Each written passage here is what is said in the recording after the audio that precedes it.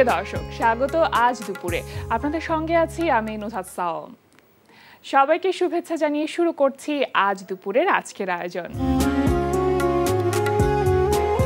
আজ থাকছে সংস্কৃতি, এনটিভি অনুষ্ঠান সূচি ও দুপুরের অতিথি। প্রথমেই থাকছে সংস্কৃতি।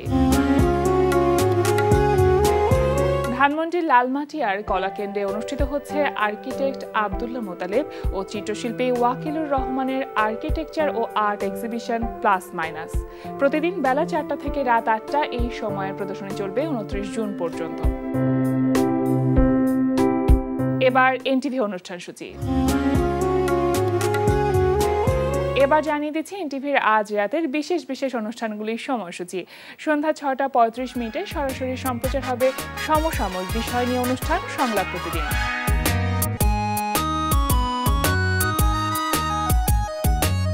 রাত 9টায় থাকছে অনুষ্ঠান স্যান্ডালিনা গ্ল্যামার ওয়ার্ল্ড। রাত 9:30 থাকছে ধারাবাহিক নাটক জোনাকির আলো। আদনানকেও তো কেউ চিনে না, আর তোমাকেও তো কেউ চিনে না, তাই না? না চেনাটাই খুব স্বাভাবিক না?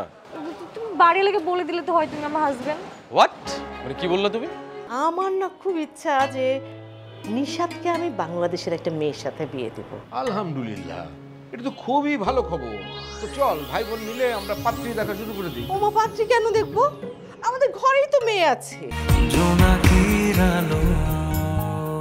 রাত 11:30 সরাসরি সম্প্রচার হবে টক শো এই সময়।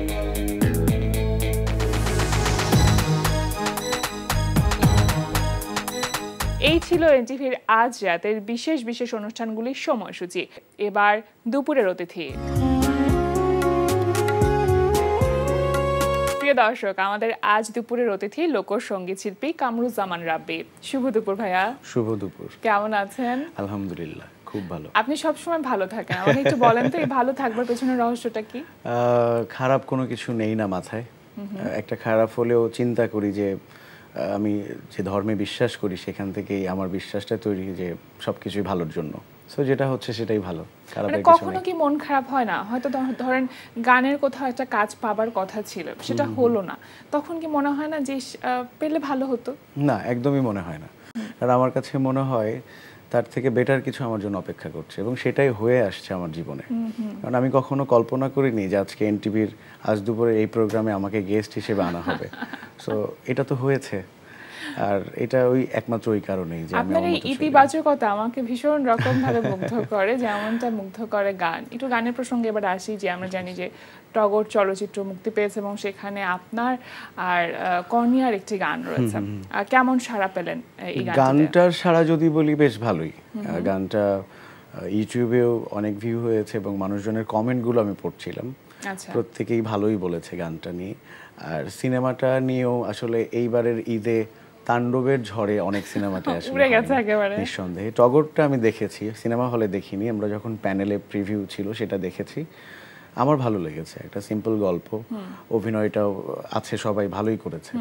গানটার বেলায় যদি বলি, স্পেশালি আমাকে নিয়ে সবাই একটা কমেন্ট করেছে যে কামরুজ্জামান রাব্বিকে সবসময় লোকগানে আমরা দেখি, সে এরকম একটা ফিল্মে আইটেম সং যেটাকে আমরা বলছি, তো আইটেম সঙ্গে এই গানটা এইভাবে গাওয়া বোঝাই যায় না যে এটা কামরুজ্জামান রাব্বি। সো এরকম ইতিবাচক। আমি যখন গানটা শুনেছি আমি কিন্তু প্রথমে শুনে বুঝতে পারিনি যে এটা হচ্ছে রাব্বি ভাইয়ের গান। আর কর্নিয়ার সাথে জুটি বেঁধে মনে হয় এবারই প্রথম কাজ করা হলো। কেমন ছিল অভিজ্ঞতাটা? খুবই ভালো। ওই যে বললাম, আমার জন্য একটা চ্যালেঞ্জ ছিল যে আমি নিজেকে কতটা ভাঙতে পারি। সো সেই জায়গায় আপনি যেহেতু নিজেই বলছেন যে এটা আপনি নিজেও বুঝতে পারেন এবং ভালো লেগেছে, সেটাই আমার সার্থকতা যে আমি পেরেছি বোধহয়। প্লেব্যাকের তো একটা চ্যালেঞ্জ থাকে যে সিকোয়েন্সের সাথে যেতে হবে, বা সিনেমার মধ্যে যে নায়ক নায়িকা আছে তাদের যে এক্সপ্রেশন সেটাকে ধারণ করতে হবে। সেই ব্যাপারটা আপনার মধ্যে কিভাবে কাজ করেছে এবং সেটার জন্য নিজেকে কিভাবে প্রস্তুত করেছেন আপনি? শুধু সিনেমার গানের বেলায় নয়, আসলে সকল গানই নিজে ধারণ করে গাওয়া দরকার। গানের যে বাণীটা সেটা উপলব্ধি করা দরকার, উপলব্ধি করে যেই শব্দটার যেরকম থ্রো করতে হবে সেটাই করা দরকার।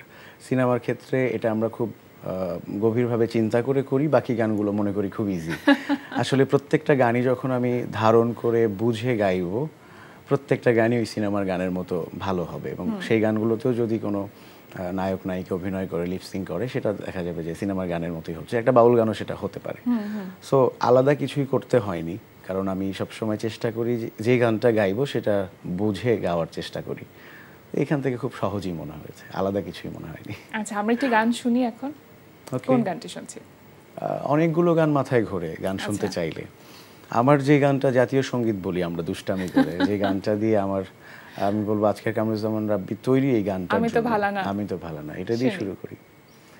অতীতের কথাগুলো, পুরনো স্মৃতিগুলো মনে মনে রাইখো, আমি তো ভালা না ভালা লইয়াই থাইকো, আমি তো ভালা না ভালা লইয়াই থাইকো, তুমি আমার স্বপ্ন আশা, তুমি ভালোবাসা, তোমারে না পাইলে এই জীবন বৃথা বন্ধু, এই জীবন বৃথা। অন্তরে না রাখিলেও মুখে মুখে রাইখো, আমি তো ভালা না ভালা লইয়াই থাইকো, আমি তো ভালা না ভালা লইয়াই থাইকো। আমরা তো আপনাকে নিয়েই থাকতে চাই সবসময়। লোকসঙ্গীত নিয়ে আপনি গবেষণা করছেন একদিক থেকে, লোকসঙ্গীত গাইছেন, সুতরাং লোকসঙ্গীতকে ঘিরে অনেক রকম ব্যস্ততা তো আছেই, আবার আপনি উপস্থাপনাও করেন, অভিনয়টাও করছেন, সংসার জীবনও সামলাচ্ছেন, এত কিছু কিভাবে আসলে ব্যালেন্স করেন? খুব সহজ হয়ে গেছে, কারণ সবকিছুই একই সুতোয় গাঁথা। আমি অভিনয় করছি, তারপর শিক্ষকতাও করছি, সেটাও সঙ্গীত বিভাগেই ইয়োডাতে, আর গান তো গাইছি। সো গান গাওয়াটাই মূল হিসেবে নিয়েছি, এবং সংসারটা ওই একই সুতায় হয়ে গেছে। গানের মানুষ, আমার ওয়াইফও গান খুব পছন্দ করে, সে থিয়েটার করেছে 13 বছর, সে এখন নালন্দার শিক্ষক। সো বাসার পরিবেশটাও ওই রকম, কখনোই কোনো ঝামেলা হয়নি। গবেষণাটাও গান নিয়ে, উপস্থাপনাটাও গানেরই অনুষ্ঠান। সো সব কিছু মিলে যেহেতু গান গাই, গান নিয়েই আছি, লোকগান নিয়েই আছি, এবং সব কিছুর রিলেশনটা এক হয়ে গেছে আর কি, রিলেট করতে পারি। তাই কোথাও না কোথাও ওই কানেকশনটা গানে গিয়ে আটকে যায়। আপনার ছোট্ট একটা মেয়ে আছে, তো ওর কি আসলে গানের প্রতি আগ্রহটা আছে বা সেটা দেখেন? ওর আসলে গান, নাচ, অভিনয় সবকিছুর প্রতি আগ্রহ আছে। ও মাঝে মধ্যে আমার সাথে খেলে যে বাবা তুমি গল্প, ওর নাম গল্প, তো বলে যে বাবা তুমি গল্প আর আমি বাবা। এবং ঠিক আমি যেভাবে তাকে বলি গল্প এটা করো না, এটা এখানে যেও না, ও আমাকে তখন বলে। সো অভিনয়টাও সে করছে। গান, গতকালকের কথাই যদি বলি, সে নিজেই আমার বাসায় ইনস্ট্রুমেন্টগুলো যখন এখানে রাখা আছে, ও বাজাচ্ছে আর গান গাচ্ছে, আমরা সবাই রাজা। একদিন ঘুম থেকে উঠে ও আমাকে একটা গান শোনালো, আমি ঠিক ঘুম ভেঙেছে তার এই গানটা শুনে, যে মানুষ হ আবার তোরা মানুষ হ। সো তার পছন্দগুলো এইরকম, এবং সে গাচ্ছেও, আবার নাচে। একটা গানের সাউন্ড, রাস্তায় হেঁটে যাচ্ছি, কোথাও দূর থেকে স্পিকারে সাউন্ড ভেসে আসছে, সে নাচলো। আমি তাকে বললাম কেন নাচছো? তার কথা হচ্ছে বাবা ওই যে গান হচ্ছে এই জন্য নাচবো। আবার আমি এটাও দেখেছি যে আপনি কোনো অনুষ্ঠানে গাইছেন, সে হচ্ছে নাচছে। একদম, আমার সাথে যদি থাকে কোনো অনুষ্ঠানে, ও মঞ্চে উঠবেই। ওর কথা হচ্ছে যে বাবা গান গাইবে এবং আমি মঞ্চে উঠবো, আমি নাচবো, আমিও সবাইকে মঞ্চ থেকে দেখবো। সো আমি জানি না যে ও কি হবে, কি করবে, এবং সেটা নিয়ে ভাবিও না। ও যদি সঙ্গীত শিল্পী হতে চায় প্রফেশনালি, আপনি কি ওকে সাপোর্ট করবেন? নিশ্চয়ই, ও যেটা হতে চায় আমি সেটাতেই সাপোর্ট করব।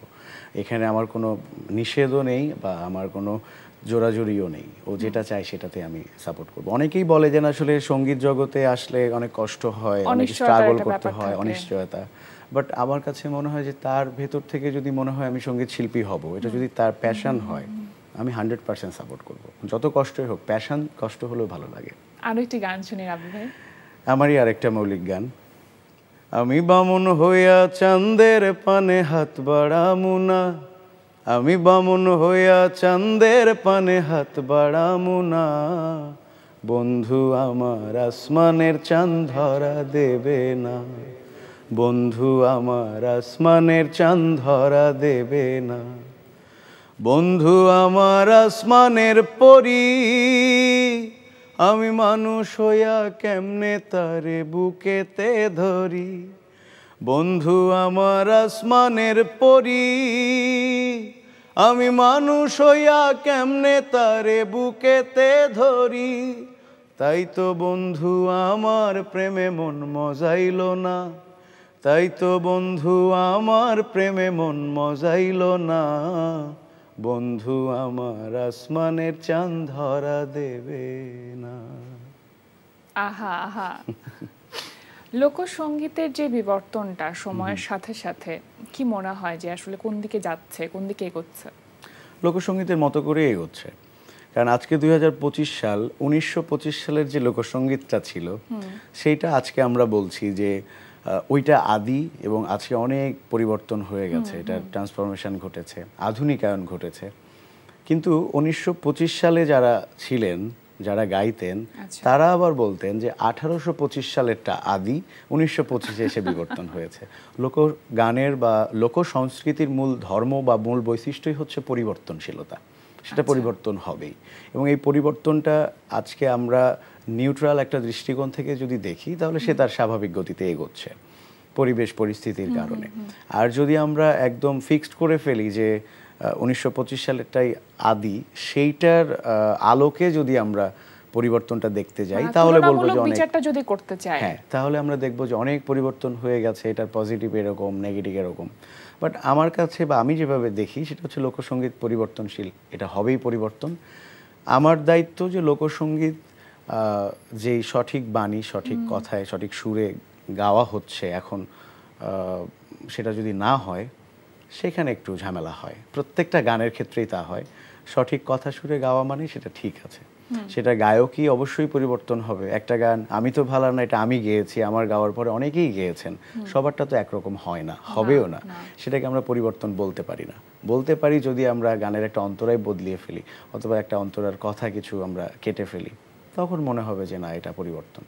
তো সেইটা না করাই বেটার, যেটা কানে লাগছে, কানে লাগছে সেটা না করা। একটি প্রশ্ন করতে চাই রাবি ভাই আপনাকে, সেটা হচ্ছে যে দেখেন 90-এর দশকটা, সেই সময়টাতে আধুনিক গানের একটা বড় প্রভাব ছিল। লোকসঙ্গীতটা নিয়ে মানুষ খুব একটা ভাবছিল না, মানে সবাই খুব একটা ভাবছিল। কিন্তু এই সময়টা আমরা দেখি যে লোকসঙ্গীতের প্রভাবটা অনেক বেশি। আমাদের আশেপাশে লোকসঙ্গীত শিল্পীর সংখ্যা হঠাৎ করে অনেক বেড়ে গেছে। এর কারণটা কি বলে আপনি মনে করেন? আমার কাছে যেটা মনে হয় যে আধুনিক গানটা 90 দশকে যারা গাইতেন, যারা এটা রচনা করতেন, ওই সময় এটার প্রচার মাধ্যম ছিল ফিল্ম। আমাদের দেশের কথা যদি বলি, চলচ্চিত্রের মাধ্যমে এত বেশি আধুনিক গান জনপ্রিয় হয়েছে আমাদের দেশে, এবং প্রত্যেকেই তখন চেষ্টা করেছে যে আধুনিক গান করার এবং চলচ্চিত্রে দেয়ার, অথবা চলচ্চিত্রের বাইরে একটা অ্যালবাম, ক্যাসেট বের করে সেটাকে প্রচার করার। বাট আমাদের এখন প্রচার মাধ্যমটা হয়ে গেছে ভিন্ন, এবং এই প্রচার মাধ্যমের কারণেই দেখা যাচ্ছে যে আধুনিক গানগুলো ইউটিউবে ভিউ হচ্ছে না, মানুষ শুনছে না। ভিউ হচ্ছে রাধারমণের একটা গান, এবং রাধারমণের গান তো ভিউ ওই সেই আদি থেকেই ছিল, সেইটাকেই তখন রিমেক করা হচ্ছে নিজের পরিচিতির জন্য, ভিউয়ের জন্য। এবং আপনি দেখে থাকবেন যে আধুনিক গান যারা করে, তারাও নিশ্চয়ই লোকগান প্রতি তাদের একটা ভালোবাসা আছেই, সেই ভালোবাসার জায়গা থেকেই হোক, সেটা তো আমাদের রুট আসলে, নিশ্চয়ই যে কোনো ভাবেই হোক, তারা কিন্তু আধুনিক গানের পাশাপাশি লোকগানটাও একটা মঞ্চে গিয়ে গাচ্ছেন, দুই একটা করে। দুই একজন হয়তো আলাদা থাকতে পারেন, বাট বেশিরভাগরাই চেষ্টা করছেন গাওয়ার। নতুন যারা এসে কাজ করতে চাচ্ছে, তারা আসলে রিস্ক ফ্রি থাকতে চায়। কারণ আধুনিক গান নিয়ে যদি গাইতে যাই, সেখানেও আমাকে গানের যে গ্রামাটিক্যাল ব্যাপারটা, সেটা জেনেই আসতে হয়। তো অনেকের কাছেই মনে হয় যে লোকগানটা বোধহয় একদম খুব সহজ, সেখানে শ্রোতা দর্শকদের কাছ পর্যন্ত পৌঁছানো যাচ্ছে সহজেই, কারণ গাইতেও কষ্ট করতে হচ্ছে না, খুব একটা গ্রামাটিক্যাল কিছু জানতেও হচ্ছে না, কথা দুই একটা ভুল হলেও সবাই মেনে নিচ্ছে, মানে খুব সহজ যেন লোকগানটা। তাই সবাই এটা গাওয়ার প্রতি একটু বেশি মনোযোগী আর কি। কিন্তু এখন যেসব শিল্পীরা লোকগান গাইছেন, তারা আসলে কতটুকু জেনে বা বুঝে, আপনি যেমনটি বলছিলেন যে গ্রামাটিক্যাল একটু ভুল হলেও হয়তো শ্রোতা দর্শকরা গ্রহণ করে নিচ্ছেন বিষয়টা, কিন্তু জেনে বুঝে গাওয়াটা তো আসলে ভীষণ রকমভাবে জরুরি। সেই ব্যাপারটা কাজ করে কিনা, ওই সাধনার জায়গাটা, ওই যে একটা নিজেকে সংযম করার ব্যাপারটা, ওই ব্যাপারটা আসলে কতটুকু কিভাবে কাজ করা যায়? আমার কাছে যেটা মনে হয়, আমি একজন গায়ক, একজন প্রচারক, সেই হিসেবে যেটা মনে হয় যে একটা গান, সেটা গাইবার জন্য আমাকে আমার কণ্ঠস্বর, এটা গলাটা তৈরি করতে হয়, যেটা আমরা বলি গানের যে গ্রামার ব্যাপারটা আছে, শাস্ত্রীয় সঙ্গীত শিখে সেটা তৈরি করতে হয়। লোকগানের ক্ষেত্রে সবার আগে যেটা জরুরি, গলা তো তৈরি হয়ে গেছে, গানের বাণীটা বোঝা, গানের বাণীর ভাবার্থটা বোঝা, তার জন্য একজন গুরু থাকা খুব জরুরি। লালন ফকিরের একটা গান আমি যদি বলি, মিলন হবে কতদিনে, এই গানটা আসলে মিলনটা কার সাথে? আমার ভালোবাসার কোনো মানুষ, যিনি হতে পারে আমার বাবা, আমার মা, আমার প্রেমিকা, যে কেউ হতে পারে, সেইটা, নাকি আমি আমার সৃষ্টিকর্তার সাথে মিলনের কথাটা বলছি? যদি তাই হয়ে থাকে তাহলে দুইটার চলনটা কেমন, দুইটার প্রয়োগ কিন্তু দুই রকম হবে। আমি নিশ্চয়ই সৃষ্টিকর্তার সাথে যখন মিলিত হওয়ার একটা প্রয়াস, তখন আমার ভেতরে একটা আকুতি থাকবে, আবেদন থাকবে, আবদার থাকবে, ভয় থাকবে। বাট প্রেমিকার সাথে যখন মিলিত হওয়ার প্রয়াস, তখন সকল কিছুর ঊর্ধ্বে একটা ভালো লাগা থাকবে, ভয়টা অন্তত থাকবে না। আর সৃষ্টিকর্তার কাছে আমি হাত জোর করেই করব, প্রেমিকার কাছে তোর হাত জোর করে চাইবো, বিনীতভাবে বলবার যে একটা আকুলতা, দুইটা মিলন আমরা এক করে ফেলছি, একদমই তাই। সো আমি যদি গানের ভাবার্থটা বুঝতে পারি, তখন আমি বুঝবো যে এটা কার সাথে মিলন হওয়ার কথা বলছে, আমি থ্রোয়িংটা কিভাবে করব। কি সুন্দর করে বললেন আব্দুল ভাই, আপনার কথা শুনতে এত ভালো লাগে। এটা বিষয়ে জানতে চাইবো যে আপনি এই যে গানের ক্ষেত্রে যতখানি সাবলীল, আমি দেখেছি অভিনয়ে আপনি ঠিক ততখানি সাবলীল। কখনোই মনে হয় না যে আপনি অভিনয় করছেন, এবং এটাই সবথেকে বড়। এই সিক্রেটটা কি, কিভাবে করেন? সিক্রেট কিছু না, আমি আসলে অভিনয়টা মাঝখানে 3টা ধারাবাহিক নাটক শেষ করেছি। এনটিভিতেও ফাউল জামাই একটা ধারাবাহিক, সেইখানে আমার যাত্রা দলের একটা চরিত্র ছিল আর কি। যাত্রা দলরা ফাউল জামাই নাটকের মধ্যে যায় এবং সেই যাত্রা দলের সেকেন্ড হিরো চরিত্র আমার। সো আমার যখন অভিনয়টা শুরু হয়, মোশাররফ করিম ওনার সাথে আমার প্রথম সিন ছিল। আচ্ছা, তো ওনাকে আমি বলেছিলাম যে আমি কখনো থিয়েটার করিনি, অভিনয় বুঝি না, আপনার সাথে অভিনয় করতে হবে, সেটা তো অনেক ভয়ের আমার কাছে। আমি গানটা গাইতে পারি টুকটাক, কি করব? উনি আমাকে বলেছিলেন তুমি শুধু অভিনয়টা করো না, বাহ, তাহলেই হবে। আজও সেই চেষ্টা করে যাই, এবং প্রত্যেকটা ডিরেক্টরকে আমি বলি যে আমি অভিনয় কিচ্ছু বুঝি না, স্টিল না, আমি আসলেই বুঝি না, বাট আমি চেষ্টা করি বা ওনাদেরকে বলি যে আপনার যদি হয় যে আমি যেটা করি এটা যদি আপনি মনে করেন যে আমার হচ্ছে, চলবে, তাহলে আমাকে ডাকবেন, তাছাড়া দরকার নেই। এবং ওনারা একটা কথাই বলে যে যে চরিত্রে আপনি অভিনয় করেন সেটার অবজারভেশনটা আপনার ঠিক আছে, যে এই চরিত্র আপনি এইভাবে থাকে, চরিত্রটাকে যেভাবে দেখছেন সে দেখবার জায়গাটা ঠিক আছে। এবং আমার অনেক সময় অভিনয়ের যে গ্রামারটা আছে, এক্সপ্রেশনের কিছু ব্যাপার থাকে, যে আমি তাকাবো কিভাবে, আমার মাথাটা এদিকে থাকবে, হাতটা কোথায় থাকবে, টেকনিক্যাল যে ব্যাপারগুলো, সেইগুলোতে আমার অনেক ঝামেলা হয়। আমি বুঝি, আমার ব্রেন কাজ করে যেটা এখন এইভাবে করতে হবে, কিন্তু চোখটা ওইদিকে যায় না। সো এটা হয়তো প্র্যাকটিসের কারণে হয়, সেটা তো আস্তে আস্তে হয়েই যাবে। এটা তো একটা চলমান প্রক্রিয়া, তাই না? গান যেরকম চলমান, এটাও তেমনই চলমান। একেবারে শেষের দিকে চলে এসেছি রাবি ভাই, আপনার সাথে আসলে গল্প করতে গেলে গল্প শেষ হবার নয়, আরো অনেকক্ষণ আমরা আড্ডা দিতে পারবো, কিন্তু শেষ করতে হবে অনুষ্ঠানের প্রয়োজনে। আরো একটি গান শুনবো, আবারও নিজের একটা গান গাই। এই গানটা বেশ জনপ্রিয়, গানের কথাগুলো আমার খুব ভালো লাগে ব্যক্তিগতভাবে। সত্য বল সুপথে চল, চলে না আর সে বাণী, মিথ্যা যত মজা তত জগৎ ভরা ভণ্ডামি। ভণ্ড প্রেমের ভণ্ড ক্রেতা, ভণ্ড প্রেমের ভণ্ড ক্রেতা, মজা লুটে দোকানদার। প্রেমিক মনা প্রেম রসনা, বসাইল রে হাট বাজার। প্রেমিক মনা প্রেম রসনা, বসাইল রে হাট বাজার। বাহ, গানের মানুষ হয়ে থাকুন, সুন্দর মানুষ হয়ে থাকুন, সবসময় শুভকামনা। আজকে আমাদের আয়োজনে আসবার জন্য অনেক ধন্যবাদ। ধন্যবাদ আপনাকে, ধন্যবাদ এনটিভিকে, এনটিভির সকল দর্শককে। প্রিয় দর্শক, আমরা চলে এসেছি অনুষ্ঠানের শেষ প্রান্তে। অনুষ্ঠান সম্পর্কে আপনার মতামত জানাতে মেইল করুন আজ দুপুরে @ntvbd.com এ। বিশ্বের যে কোনো প্রান্ত থেকে যে কোনো সময় আজ দুপুরে দেখতে ভিজিট করুন আমাদের পূর্ণাঙ্গ ওয়েব পোর্টাল www.ntvbd.com। এছাড়া এনটিভি সব জনপ্রিয় অনুষ্ঠান ও খবরের আপডেট পেতে ভিজিট করুন আমাদের ইউটিউব চ্যানেল ও ভেরিফাইড ফেসবুক পেজে। সবার মঙ্গল কামনায় আজকের মতো এখানেই শেষ করছি। শুভ দুপুর।